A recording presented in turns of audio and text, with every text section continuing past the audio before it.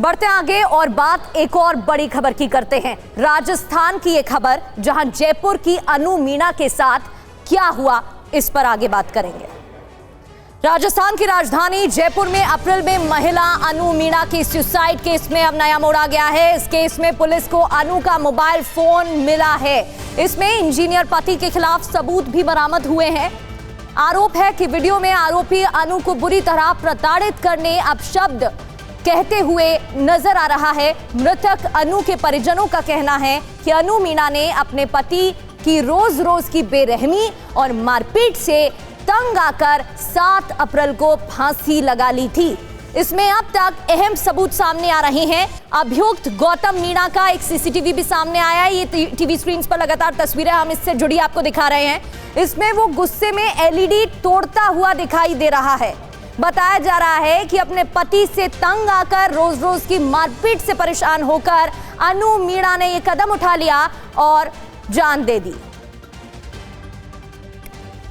लगातार परेशान कर रहा था, प्रताड़ित करता था, दारू पीता था, डेली शाम को मैंने मारना पीटना, उसके साथ बदतमीजी करना, उसके साथ तरह तरह के एलिगेशन आरोप लगाना, उसको इतना टॉर्चर किया कि उसने मरने के लिए मजबूर कर दिया। 1.5-2 साल में उसको इतना परेशान कर लिया, इतना टॉर्चर किया कि जिसको सीमा नहीं रही। क्या आपने कोई कंप्लेंट कराने की? मैं कंप्लेंट इसलिए नहीं कराया, मेरी इज्जत कर रहे कि हमारी कंप्लेंट नहीं कराया, मैं क्यों कराऊँ? मगर ठीक नहीं। क्या डिमांड करते? दहेज की डिमांड करते? हाँ, दहेज की वो तो इसके चलते, वो तो मैं पूर्ति कर दी थी। जब भी अनु आती, पापा मेरे को तो पैसे मैं ले जाओ, मैं डाल दूंगा तेरे को, चलता रहता तो मैं देता रहता। मुझे क्या कि बच्चों के लिए तो कमा रहे हैं, क्या हो रहा है, देता रहता, चलता रहता। उसको मकान बनाए गाँव में तो भी मैं दिया, इधर बच्चों ने भी दिया, मेरे बच्चों ने भी देते रहते थे आते जाते। इधर यहाँ का हाँ क्या मांगे आपकी? मांग तो जो उसको न्याय से उसको दंड मिलना चाहिए, सीधी बात है। उसको बख्शना नहीं है, ऐसे जानवर है वो, इंसान नहीं। वो मानसिक, शारीरिक और पूरी तरह से टूट चुकी थी अपने पति के अत्याचारों से, मारपीट से। वो दारू का इतना आदी हो चुका था कि सुबह से ही दारू पीना शुरू करता था। अपने बच्चों के सामने उसने, आपने देखा होगा वीडियो में, कैसे किस तरीके से मार रहा है, मुंह पे थूक रहा है। आखिरकार उसने ये सब कुछ सहन करते उसके वीडियो कॉल, उसको अपने ही पति को वीडियो कॉल पे लाइव सुसाइड करके दिखाया। या तो उसको उकसाया गया था, पहले 3 मिनट तक ऑडियो कॉल भी आया था, तो उसको उकसाया गया कि तू मर के दिखा। दीदी को हर तरीके से दहेज पे, उसके अपीयरेंस पे और उसके एक्सटर्नल अफेयर्स भी थे। अपनी काम वाली सुनीता नाम की जो थी, उसके साथ भी उसने रंगे हाथ पकड़ा था दीदी ने उसको। उसके बाद से ही ज्यादा उसको टॉर्चर किया जा रहा था।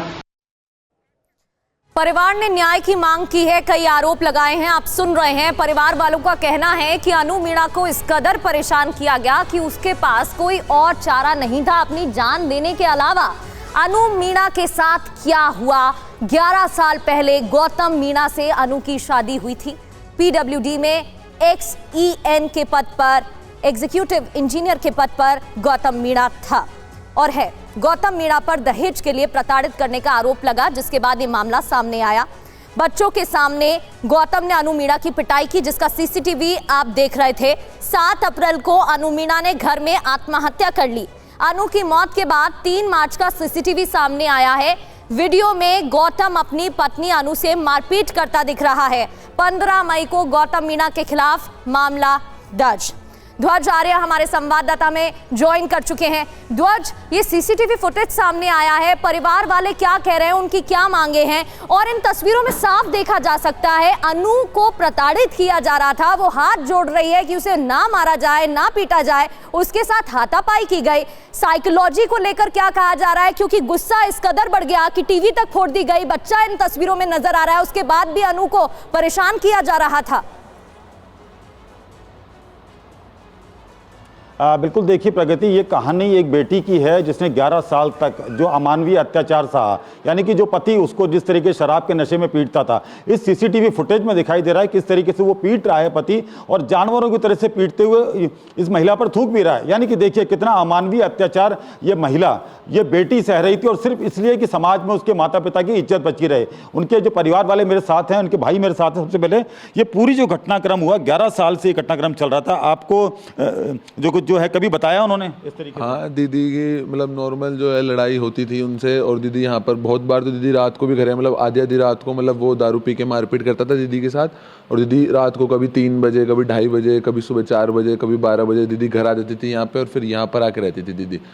और पर हमें इतना नहीं था कि ये जो है दीदी इतना बड़ा कदम उठा लेगी। दीदी की नॉर्मल लड़ाई होती है और दीदी यहाँ पे घर आ जाती थी। देखिए इनके माता जी भी हैं, माया देवी जी।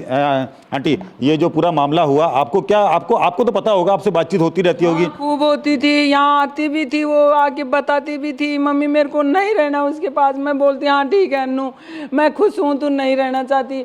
सुबह आके पैर पकड़ देते, सुबह आके और पैर पकड़ देते, पैर पकड़ कर यानी ऐसे बोलते, माफ़ी मांगने लग जाते। अरे अन्नू मेरे बच्चों की कसम, किट्टू पीहू की कसम, मैं आज पाछे नहीं करूँगा, अन्नू की कसम मैं आज पाछे नहीं करूँगा। उसको बेला चुपड़ा के और लेके वहाँ चले जाते, वो चली जाती थी जाके।